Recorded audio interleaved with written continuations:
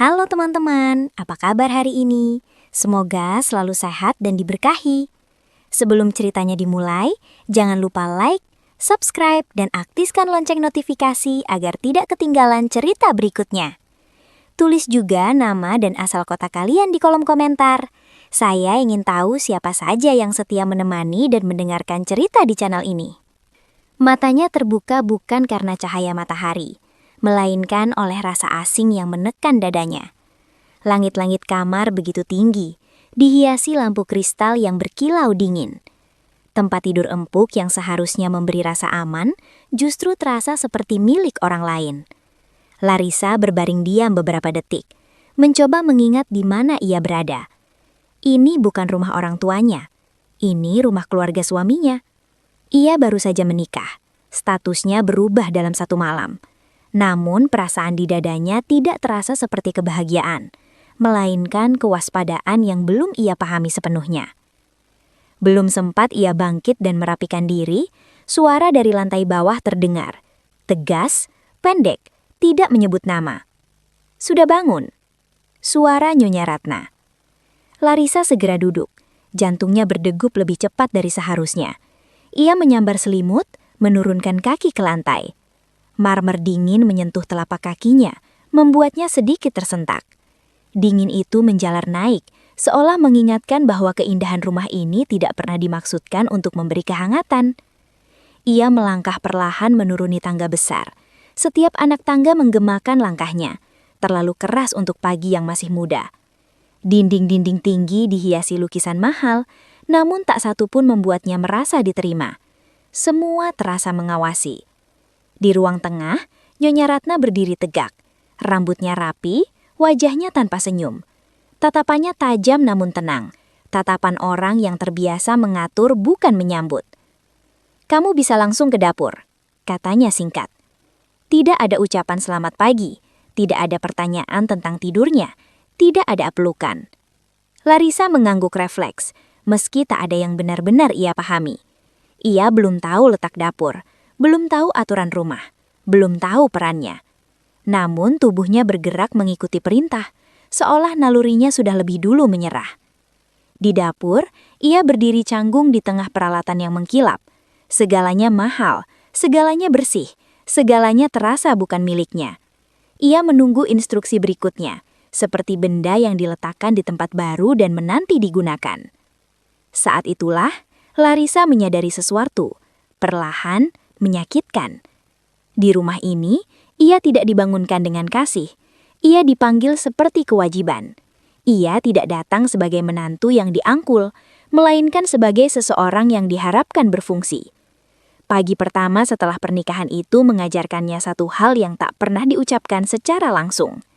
Di rumah megah ini, Larissa bukan pusat perhatian. Ia adalah alat, dan alat tidak perlu dipeluk, cukup diarahkan. Larissa mempelajarinya dari tatapan, dari desahan halus Nyonya Ratna saat sesuatu tidak sesuai, dari jeda sunyi yang terlalu panjang setiap kali ia melakukan kesalahan kecil. Tidak ada daftar tertulis, tidak ada penjelasan rinci, namun semuanya harus berjalan sempurna. Bersih, sigap, patuh. 3 kata itu tidak pernah dirangkai menjadi kalimat, tapi selalu hadir di udara. Larissa belajar membaca maknanya dari cara Nyonya Ratna mengusap meja yang sebenarnya sudah mengilap, atau dari bagaimana cangkir harus diletakkan persis di posisi tertentu. Sedikit miring berarti ceroboh, sedikit lambat berarti malas. Larissa berusaha mengikuti. Ia bangun lebih pagi dari siapapun. Ia memastikan rumah tetap hening. Senyumnya dijaga agar tidak berlebihan, tapi juga tidak kurang. Ia belajar bergerak tanpa suara, seperti bayangan yang harus ada, namun tidak boleh terlihat. Di sisi lain, Arman selalu ada, namun seperti tidak pernah benar-benar hadir. Ia melihat Larissa berdiri terlalu lama di dapur. Ia mendengar teguran ibunya yang dingin dan terukur. Ia tahu istrinya lelah, namun setiap kali Larissa menatapnya, berharap pada satu kalimat pembelaan, Arman hanya menghindar dengan senyum tipis. Kadang ia berkata, "Ibu memang begitu." Kadang ia memilih diam, dan paling sering ia menyuruh Larissa bersabar. Diam itu membuat segalanya tampak aman di permukaan. Tidak ada pertengkaran, tidak ada suara tinggi, tidak ada konflik terbuka. Namun justru di sanalah Larissa mulai hancur perlahan. Di ruang sunyi tempat tidak ada yang berdiri di sisinya. Suatu sore, Nyonya Ratna berkata dengan nada datar, "Kamu sekarang sudah punya peran di rumah ini." Larissa mengangguk, meski dadanya mengeras. Peran. Kata itu terus diulang dari hari ke hari. Peran sebagai istri, peran sebagai menantu, peran sebagai bagian dari keluarga besar. Namun tidak pernah sekalipun ada yang menjelaskan apa batasnya, apa haknya, apa ruang bernafasnya. Larissa merasa seperti sedang memainkan sandiwara tanpa naskah, di panggung besar dengan penonton yang selalu menilai. Setiap gerak bisa salah, setiap jeda bisa menjadi bukti kegagalan. Malam hari ketika rumah akhirnya sunyi, Larissa berbaring di sisi Arman. Jarak di antara mereka terasa lebih luas daripada ranjang Iku sendiri. Ia ingin bertanya, ingin berbicara, ingin didengar. Namun kata peran kembali menggantung di kepalanya. Dan ia terdiam, karena ia mulai memahami sesuatu yang menyakitkan.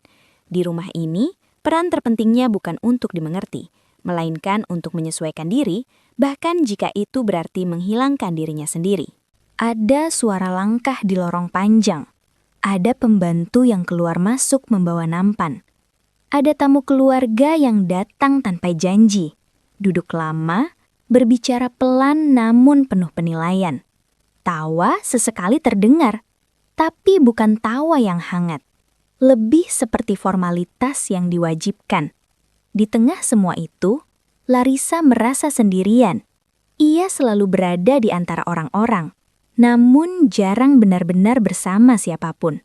Setiap kehadirannya terasa seperti diperiksa. Setiap geraknya seperti dicatat. Cara ia menuang teh, cara ia berdiri, cara ia menjawab. Tidak ada yang terlewat dan tidak ada yang benar-benar dimaafkan. Kesalahan kecil tidak pernah dibicarakan saat itu juga. Kesalahan disimpan, diingat, dikeluarkan kembali pada waktu yang tepat dalam kalimat dingin yang terdengar rapi dan sopan. Larissa tidak pernah tahu kapan ia sedang dinilai. Karena itu, ia merasa harus selalu siap. Tidak ada jam kerja di rumah itu. Pagi, siang, malam, semuanya menyatu menjadi satu garis panjang tanpa ujung. Ketika tubuhnya lelah, pikirannya tetap terjaga. Ketika matanya ingin terpejam, telinganya masih waspada pada setiap panggilan dari lantai bawah. Sebentar lagi, masih ada tamu. Nanti saja istirahatnya. Kata-kata itu terdengar ringan, namun menumpuk pelan-pelan di dadanya. Semua tuntutan selalu dibungkus dengan satu alasan, keluarga. Demi nama baik, demi kenyamanan bersama, demi keharmonisan. Tidak pernah ada ruang untuk berkata tidak. Karena menolak berarti dianggap tidak tahu diri. Larissa belajar tersenyum pada saat yang tepat. Senyum yang tidak terlalu lebar, tidak terlalu lama. Senyum yang aman. Senyum yang tidak memancing komentar.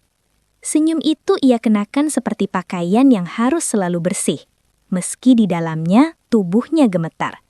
Saat ingin bicara, ia menahan. Saat ingin menangis, ia mengurung diri di kamar mandi. Saat ingin pergi, ia mengingat statusnya sebagai istri. Diam menjadi cara bertahannya. Diam agar tidak disalahkan. Diam agar tidak memperpanjang masalah. Diam agar tidak terlihat lemah. Namun setiap kali ia memilih diam, ada bagian kecil dari dirinya yang terasa menghilang. Larissa berdiri di tengah rumah besar itu, dikelilingi banyak orang, banyak suara, banyak tuntutan. Namun tidak satupun tempat untuk bersandar.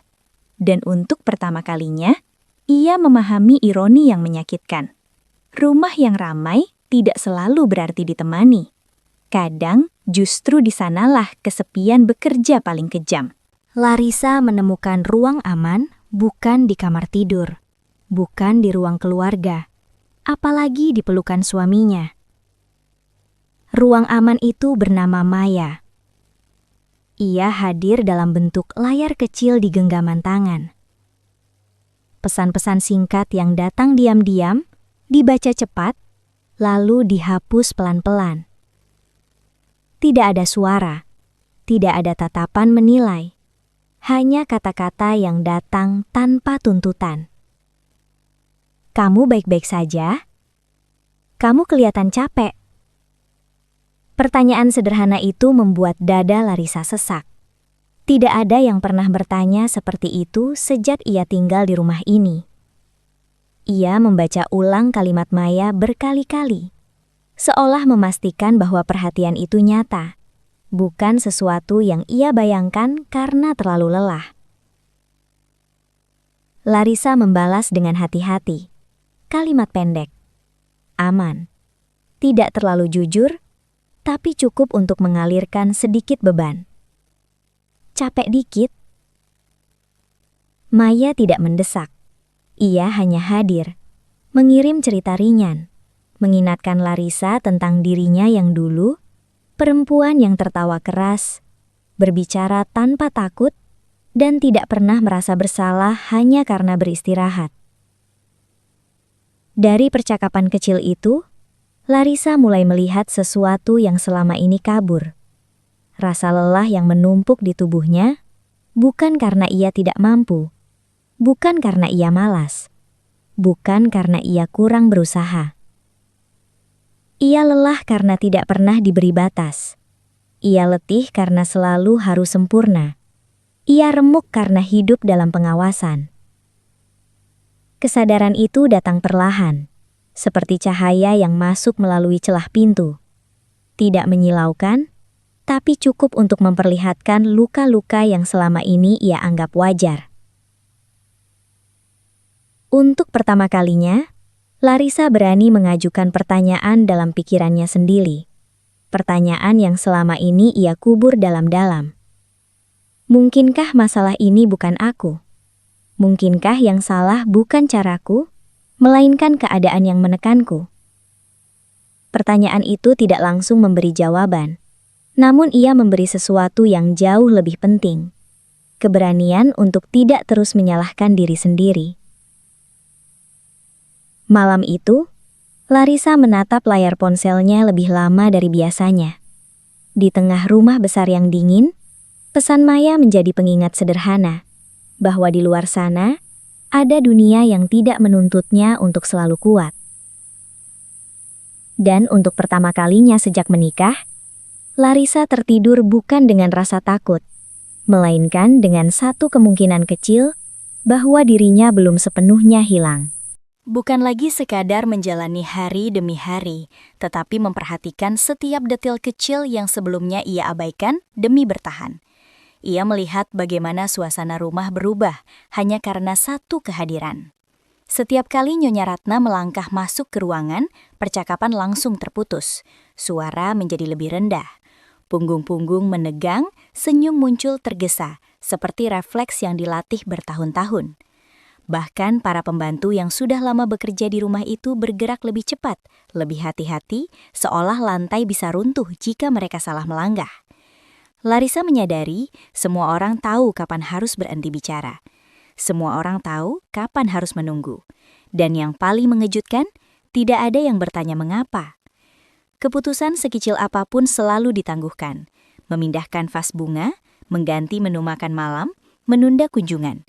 Semua harus menunggu satu kata persetujuan. Restu menjadi mata uang paling berharga di rumah itu, dan Nyonya Ratna adalah satu-satunya pemiliknya. Larissa pernah mencoba bertanya dengan sopan, apakah ini boleh? Jawabannya bukan penolakan, melainkan tatapan. Tatapan yang cukup untuk membuatnya menyesal telah membuka mulut. Sejak itu ia belajar satu hal, bertanya pun bisa dianggap melawan. Ketertiban di rumah besar itu tampak sempurna dari luar. Tidak ada teriakan, tidak ada kekacauan. Semua berjalan teratur, rapi, dan senyap. Namun Larissa kini tahu, ketertiban itu bukan lahir dari disiplin atau saling menghormati. Ketertiban itu dibangun dari rasa takut. Takut berbuat salah, takut mengecewakan, takut kehilangan posisi. Ketakutan itu tidak berisik. Ia bekerja diam-diam, menyusup ke kebiasaan, mengikat semua orang dalam aturan yang tak pernah ditulis, tapi selalu dipatuhi. Larissa berdiri di tengah sistem itu, baru menyadari bahwa selama ini ia tidak sedang belajar menjadi bagian dari keluarga. Ia sedang dilatih untuk tunduk. Dan semakin lama ia berada di sana, semakin jelas satu kenyataan pahit terbentuk dalam benaknya. Di rumah ini, yang bertahan bukanlah yang paling baik, melainkan yang paling patuh. Mengalah saja, demi keluarga. Kalimat itu terdengar bijak, seolah mengandung pengorbanan yang luhur. Arman mengucapkannya dengan nada tenang, hampir tanpa beban. Seakan-akan mengalah adalah solusi yang sederhana, bukan sesuatu yang harus dibayar dengan potongan-potongan diri. Larissa pernah mencoba menjelaskan tentang lelah yang tidak terlihat, tentang perasaan selalu diawasi, tentang betapa kecil dan tidak berartinya ia merasa setiap hari. Namun Arman mendengarkan sambil menunduk, lalu mengulang kalimat yang sama, lebih pelan, lebih lembut, namun tetap sama. Mengalah dulu, nanti juga terbiasa. Kata terbiasa itulah yang membuat dada Larissa sesak. Ia tidak ingin terbiasa dengan rasa sakit. Ia tidak ingin menjadikan luka sebagai kebiasaan. Namun setiap kali ia mencoba melawan, Arman terlihat gelisah, seolah ketenangannya jauh lebih penting daripada keresahannya. Bagi Arman, mengalah adalah jalan aman. Bagi Larissa, mengalah adalah menghilang perlahan. Ia mulai menyadari bahwa setiap kali ia mengalah, ada sesuatu dalam dirinya yang ditinggalkan.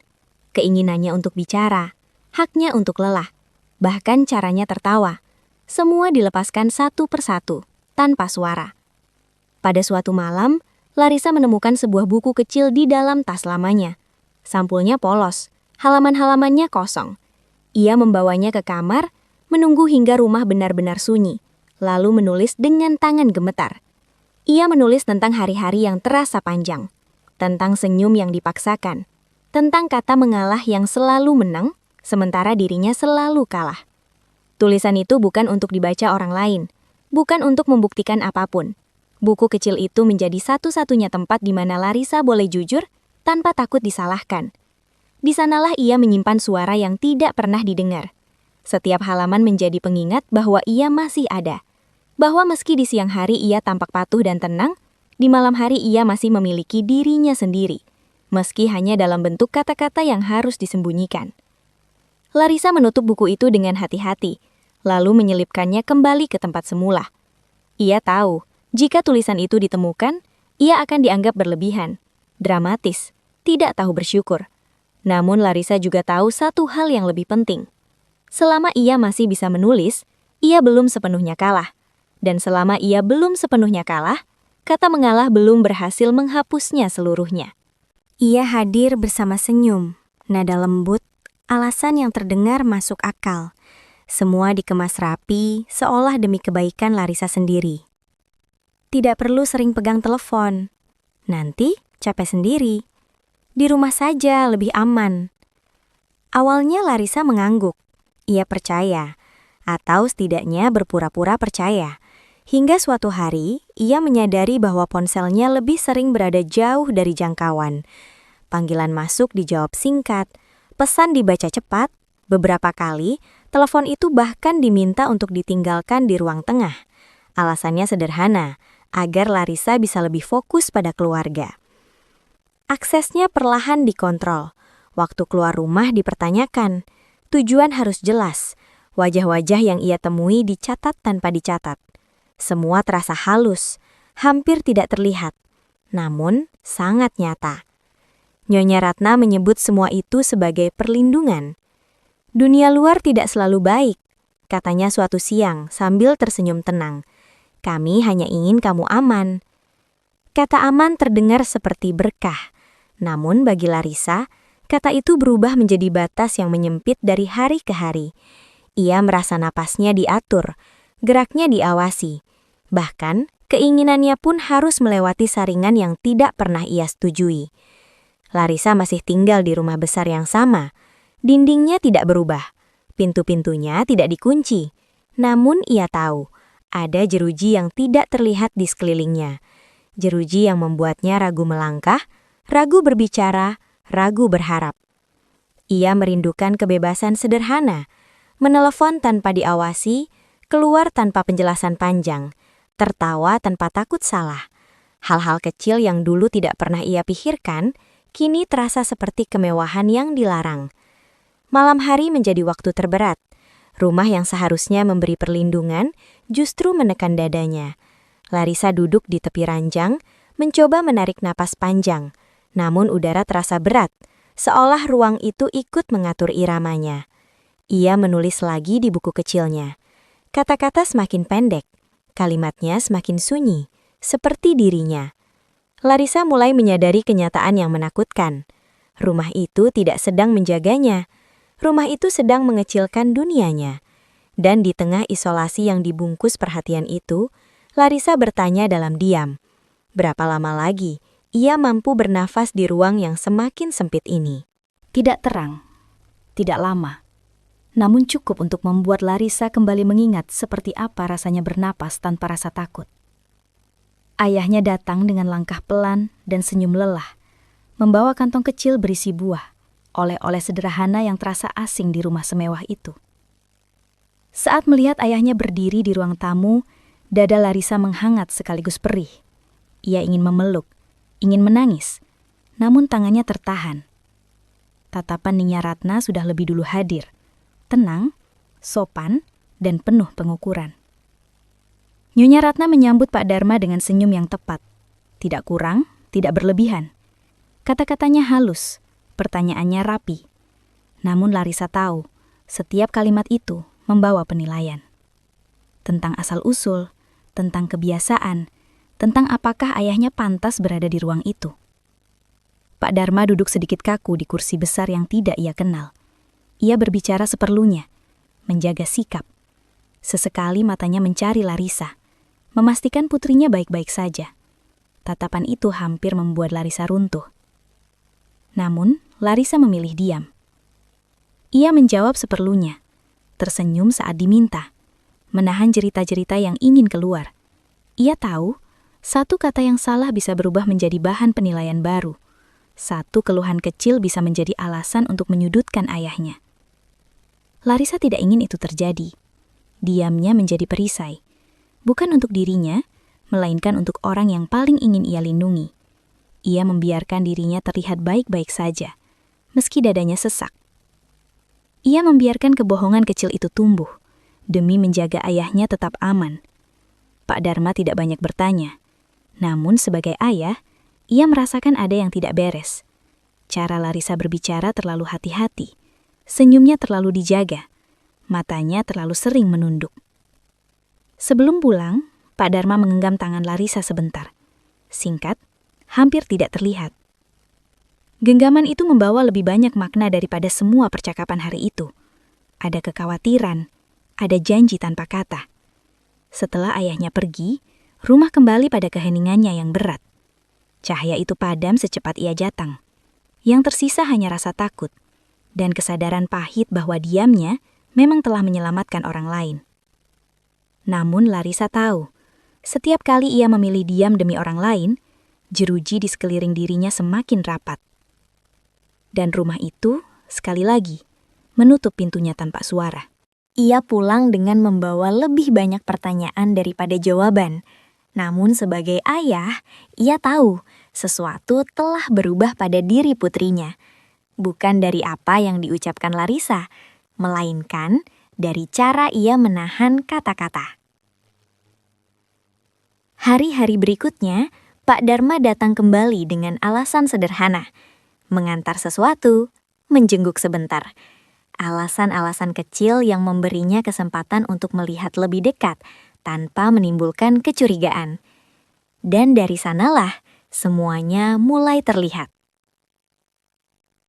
Ia melihat bagaimana Larissa selalu menunggu sebelum menjawab. Bagaimana matanya refleks mencari arah saat mendengar langkah. Bagaimana senyumnya muncul terlambat seperti hasil latihan panjang. Ia melihat Nyonya Ratna memberi perintah dengan nada tenang, namun tidak memberi ruang untuk menolak. Ia melihat Arman berdiri di sisi, diam, terlalu diam untuk seorang suami. Tidak ada teriakan, tidak ada bentakan, namun Pak Dharma tahu luka tidak selalu berbunyi. Suatu sore, ketika Nyonya Ratna berbicara panjang lebar tentang aturan keluarga, Larissa berdiri di belakang dengan tangan terlipat rapi, kepalanya tertunduk, seperti seseorang yang sudah lama berhenti berharap untuk dipahami. Saat itulah Pak Dharma merasa dadanya terbakar. Amarahnya naik, cepat dan panas. Ia ingin berbicara, ingin menegur, ingin menarik Larissa keluar dari rumah itu saat itu juga. Namun ia menahan diri. Ia tahu amarah yang meledak hanya akan mempersempit ruang gerak putrinya. Ia memilih waktu. Pak Dharma adalah orang yang terbiasa menunggu. Dan menunggu bukan berarti menyerah. Menunggu adalah cara untuk memastikan langkah berikutnya tidak melukai lebih dalam. Larissa melihat perubahan pada ayahnya, tatapan yang lebih tajam, cara berpamitan yang lebih lama, pertanyaan-pertanyaan kecil yang diselipkan dengan hati-hati. Ia tahu ayahnya telah melihat kebenaran yang selama ini ia sembunyikan. Kesadaran itu membuat Larissa takut sekaligus lega. Takut karena sejak hari itu tidak ada jalan kembali. Lega karena akhirnya ada seseorang yang tahu.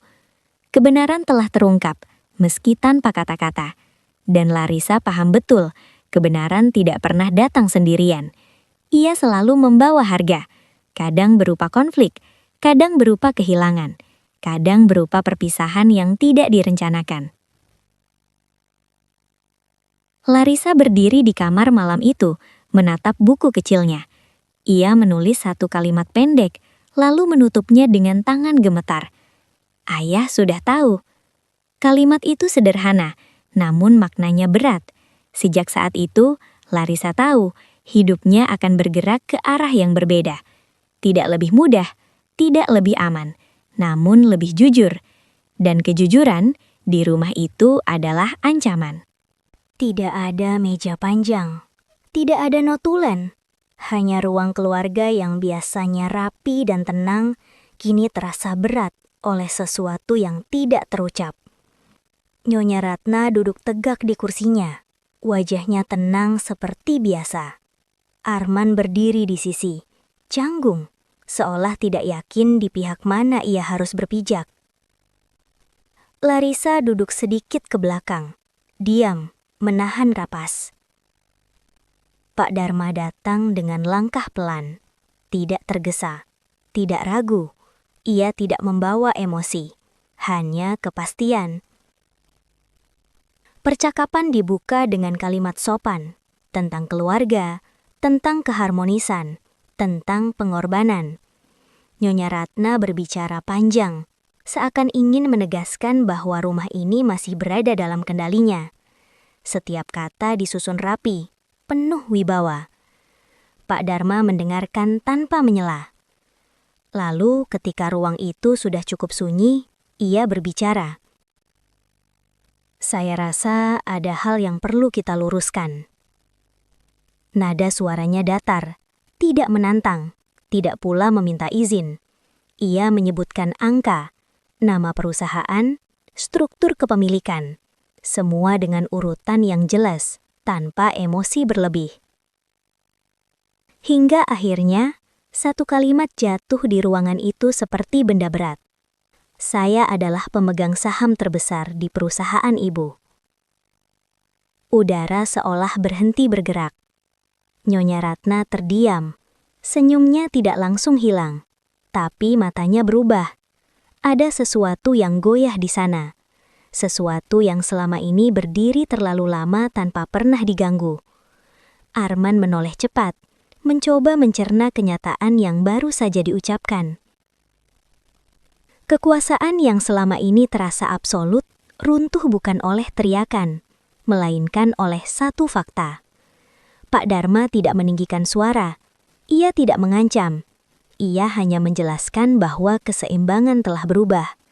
Bahwa keputusan-keputusan tidak lagi sepenuhnya berada di satu tangan.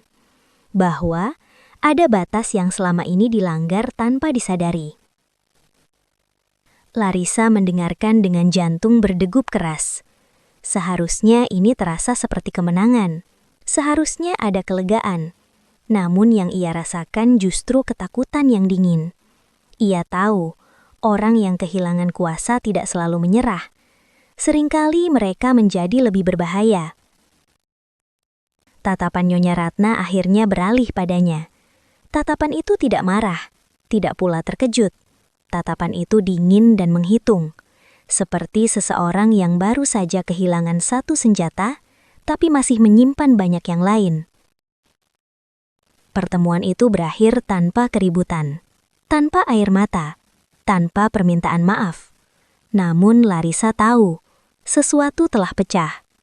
Kebenaran telah mengguncangkan fondasi rumah itu. Dan ketika kekuasaan runtuh, yang tersisa seringkali bukan kedamaian, melainkan pertarungan yang lebih sunyi, lebih licik. Bagi Larissa, ini bukan akhir penderitaan. Ini adalah awal bahaya yang sesungguhnya. Ia datang bertahap, seperti bangunan tua yang retaknya diabaikan terlalu lama. Keputusan-keputusan salah mulai terkuak. Mitra menarik diri. Angka-angka yang dulu dibanggakan berubah menjadi beban. Hingga akhirnya, kabar itu menyebar tanpa bisa ditahan. Perusahaan Nyonya Ratna bangkrut. Nama besar yang selama ini dijaga dengan ketat jatuh ke tanah. Undangan berhenti datang. Telepon yang dulu tak pernah sepi, kini jarang berbunyi. Rumah megah itu tetap berdiri, namun wibawanya telah hilang. Nyonya Ratna kehilangan banyak hal hari itu, pengaruh, kendali, dan rasa aman. Namun satu hal tetap utuh, kesombongannya. Ia tidak pernah mengakui kesalahan, tidak pernah menoleh ke dalam. Ketika dunia yang ia bangun runtuh, ia membutuhkan seseorang untuk disalahkan. Dan pilihan itu jatuh pada Larissa. Kamu membawa sial ke keluarga ini. Kalimat itu diucapkan tanpa emosi, seolah sebuah fakta. Tatapan-tatapan lain mengikuti, ragu namun tidak berani membantah. Larissa berdiri di tengah ruang itu, tubuhnya kaku, nafasnya pendek.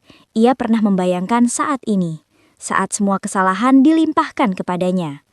Namun kali ini, sesuatu berbeda. Larissa tidak langsung menunduk. Tangannya gemetar, tapi ia mengangkat wajahnya. Suaranya keluar pelan, hampir pecah, namun jelas. Saya tidak menghancurkan apapun. Keheningan jatuh. Nyonya Ratna menatapnya tajam, tidak percaya. Selama ini Larissa selalu diam, selalu menerima, selalu menanggung. Penolakan kecil itu terasa seperti pemberontakan. Larissa melanjutkan, kalimatnya sederhana, tidak menyerang namun jujur.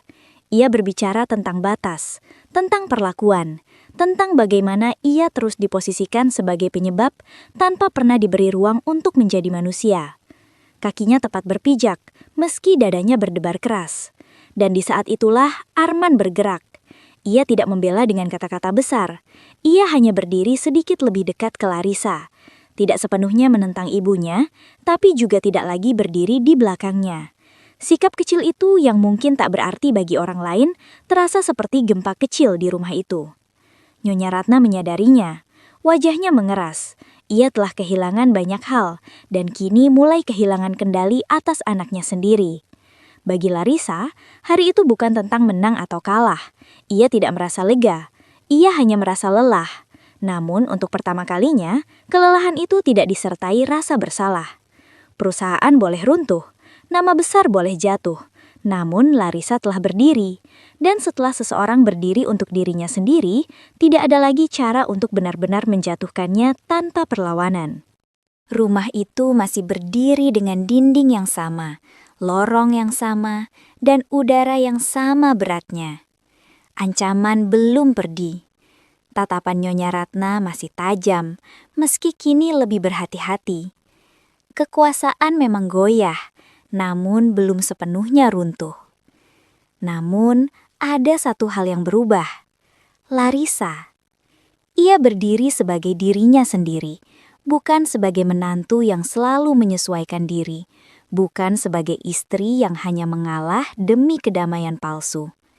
Ia berdiri tanpa rencana untuk menyerang, tanpa keinginan untuk membalas. Ia bicara karena ia tidak ingin lagi menghilang. Ketika akhirnya ia berbicara, suaranya tidak lantang, tidak dramatis, namun jujur. Ia menyusun kata-kata dengan napas yang masih bergetar, menyebutkan batas yang selama ini tak pernah ia miliki. Tentang rasa lelah, tentang hak untuk dihormati, tentang kemanusiaan yang selama ini ditunda. Tidak semua orang mendengarkan. Tidak semua orang setuju. Namun itu tidak lagi menjadi urusannya. Nyonya Ratna mendengarkan dengan wajah yang sulit dibaca. Tidak ada permintaan maaf, tidak ada pengakuan salah, hanya keheningan yang menandakan bahwa permainan telah berubah. Pertarungan tidak lagi sepihak. Arman berdiri di dekatnya. Masih ragu, masih belajar, namun tidak lagi sepenuhnya menjauh. Itu belum cukup untuk disebut aman, tapi cukup untuk memberi harapan bahwa perubahan, sekecil apapun, mungkin terjadi. Larissa tahu, jalan ke depan tidak mudah. Rumah ini belum tentu bisa menjadi tempat pulang. Ada kemungkinan ia harus pergi. Ada kemungkinan ia akan kehilangan lebih banyak hal sebelum menemukan dirinya sepenuhnya. Namun satu hal pasti, ia tidak lagi diam tanpa jejak. Ia tidak lagi menanggung semuanya sendirian. Ia tidak lagi hilang. Dari suara yang akhirnya lahir itu, hidup Larissa mulai bergerak ke arah yang baru. Bukan ke arah yang aman, bukan ke arah yang nyaman, melainkan ke arah yang jujur. Dan kejujuran, meski berbahaya, selalu menjadi langkah pertama menuju kebebasan. Sekian cerita kali ini. Nantikan cerita selanjutnya.